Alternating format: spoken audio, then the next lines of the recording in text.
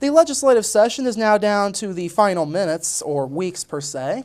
Hello and welcome to tonight's edition of WJTS Inform, the legislative update. I'm Bradford Raths, and we have Mark Messmer in the studio once again. So, Mark, let's kind of start with some of the broad issues going on in the legislature. The personal property tax that everybody's been talking about. Let's start there. Well, where that one stands today, and it's probably not where it'll end up because that's one of the big conference committee bills yet.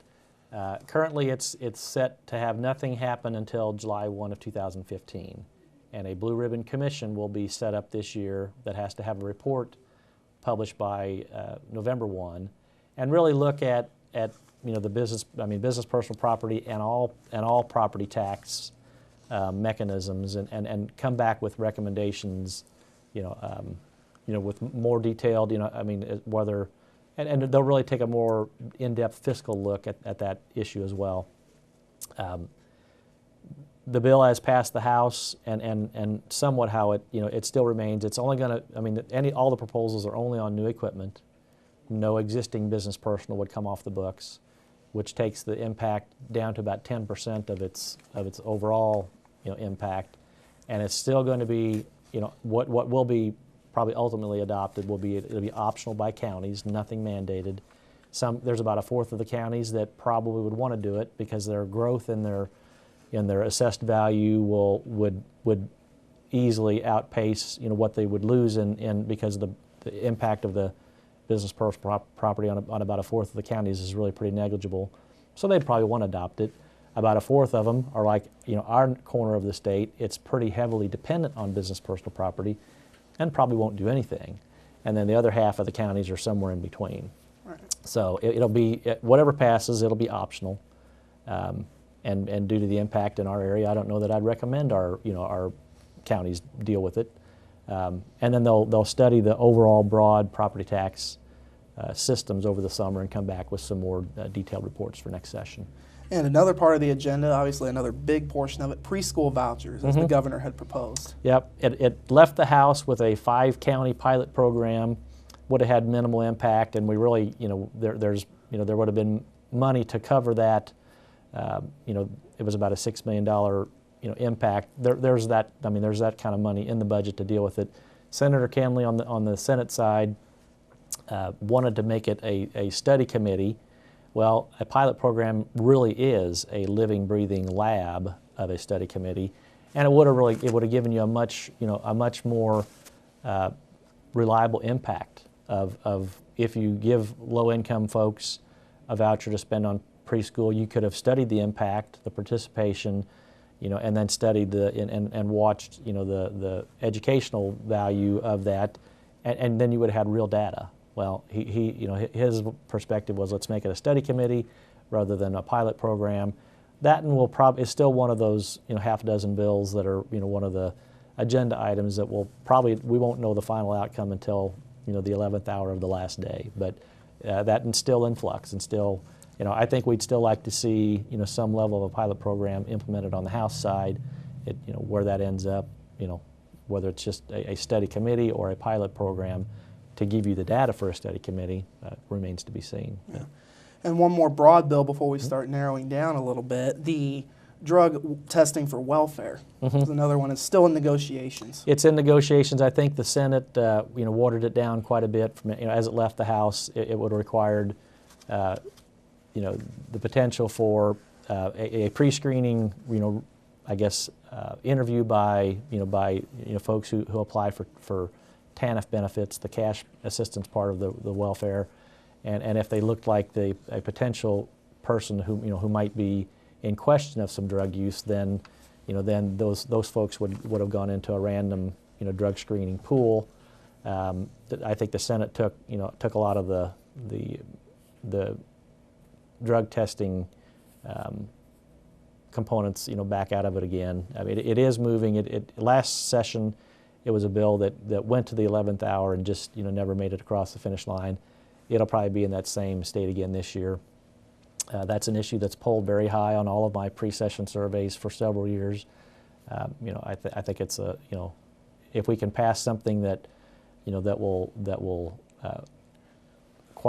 not be in constitutional issues of unreasonable search and seizure. I mean, that's always been the balance line. I think our bill had met that criteria, and will continue to push for some level of that. But I think they stripped a lot of the components out of it in the Senate, and it is a negotiation with Representative McMillan as the author, and they're working on negotiations on that once again. So now as we start to narrow down a little bit, your own agenda went fairly smoothly up to this point. Pretty smoothly. All the bills that I had authored or sponsored have gotten passed. The final Senate bill that I sponsored was Senate Bill 260 that dealt with military base investment by local units of government. That one we had a conference committee report signed off on Thursday, and we made it a little less restrictive than it's more like the bill started when it started in the Senate. That allows that interaction not only on the military base, but on other federal properties. Examples are Fort Benjamin Harrison, that's closed as a military base, but still a federal facility. It would open up the opportunities for that economic development a little more than just being on the military bases. That got signed off, and we'll probably bring that back for final vote in the House and Senate on Monday. And that would be the final one of mine to get implemented. Other than my farm wineries bill is still in negotiation.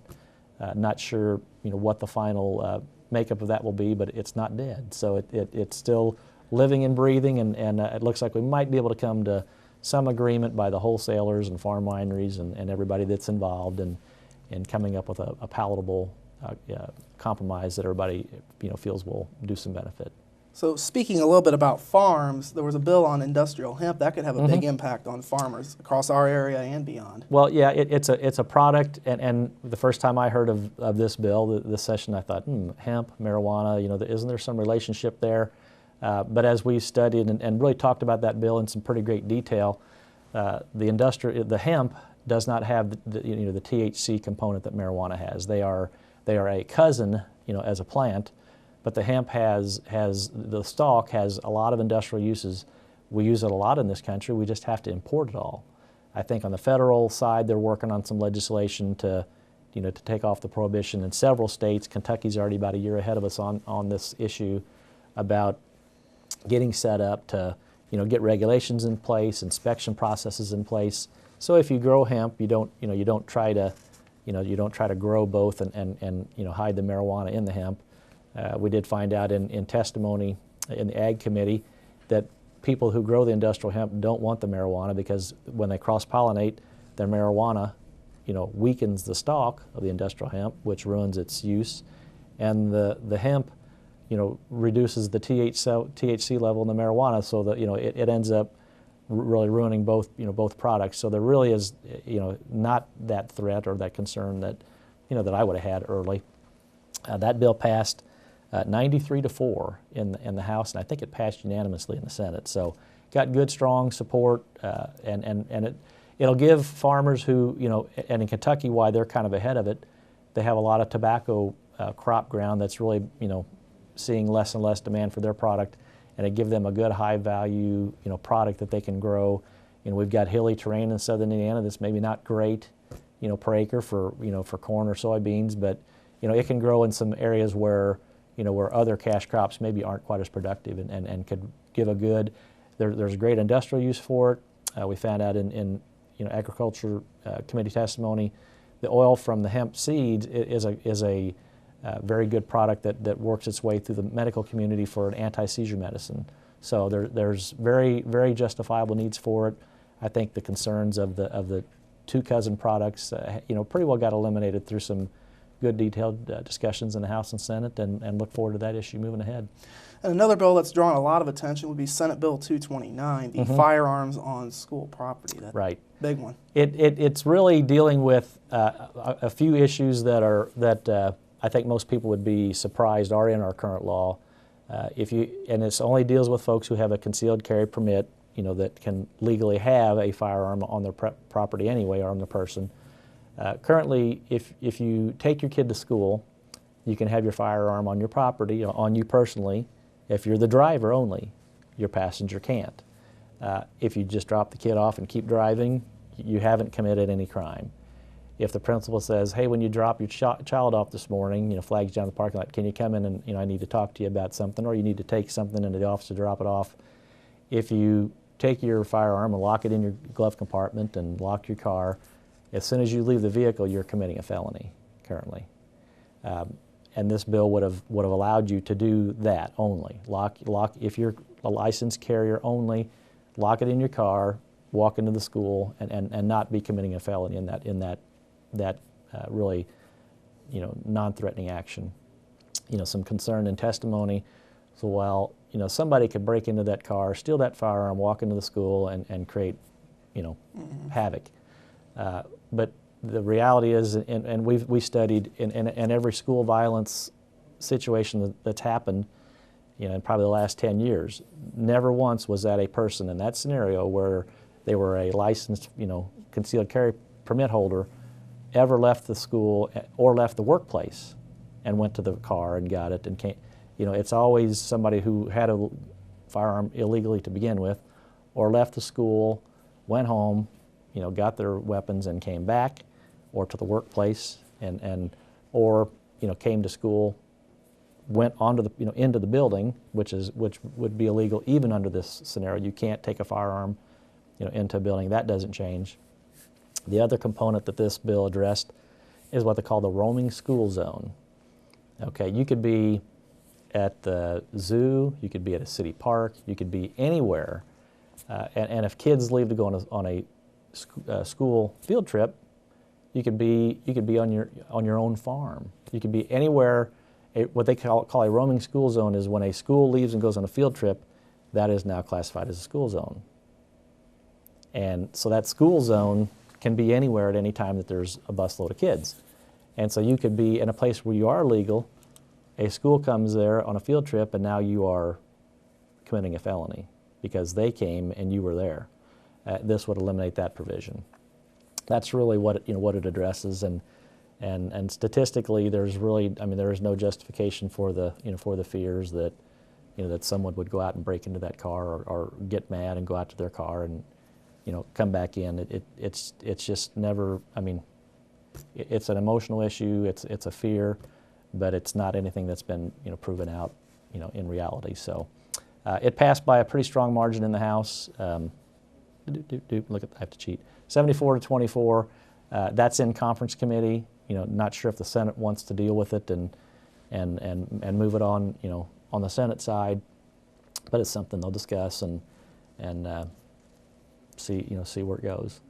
Now, kind of an interesting bill, not necessarily local, but does have an impact. The mass transit up in Indy, you actually voted against this bill. I did. It did pass by a 52 to 47 margin in the House, so it did squeak by, and it would basically extend or increase local taxation in the counties that adopt it. And people say, well, that's just them paying more taxes, and well, when it boils down to increased local sales tax ability that they have, hotel and restaurant taxes, food and beverage taxes, increased property taxes for those of us who live in Annapolis during session and then pay higher rents. That's a tax that's not just paid by the citizens of those areas; it's paid by everybody who passes through those areas. So we all pay higher taxes, and the potential for extremely over budget mass transit impact is pretty high. Any city, any state that's tried to roll it out, and this had light rail added to it, all of those tend to be budgeted for $1 billion and end up spending $2 or $3 billion. Every time mass transit projects are tried, and do they have value to the folks who use them? Yeah, but we're all going to pay the bill, and I just didn't think that was a proper thing for me to vote for my citizens to be going to Annapolis and paying higher taxes to pay for services that they're going to use. Right. So a final bill to note out of the Senate on soil productivity. For the second year in a row, this was Senate Bill 111. We postponed the implementation of the new USDA soil productivity rates. They're reclassifying the soil productivity. I think there's like 6,000 different soil classifications now in their new productivity factors, and all of the changes are going to the way they calculate property taxes on farm property, it would have from a 5 to probably 50% increase on all soil types. And we just don't feel like the soil productivity factors and then the how the state calculates property tax rates has really been. This bill once again will require Department DLGF and Purdue and to look at the rates and our formulation of how farmers pay those taxes on that. I mean, to me, if you're going to implement the new productivity factors, what I've said both years, for the farmer in the end, it should be revenue. It should be a revenue neutral change. Some productivity should go down, some should go up, but as a whole, there should not be a net increase for everybody, from a 5 to 50%. What you're penalizing the farmer for is, the soil didn't get any more productive.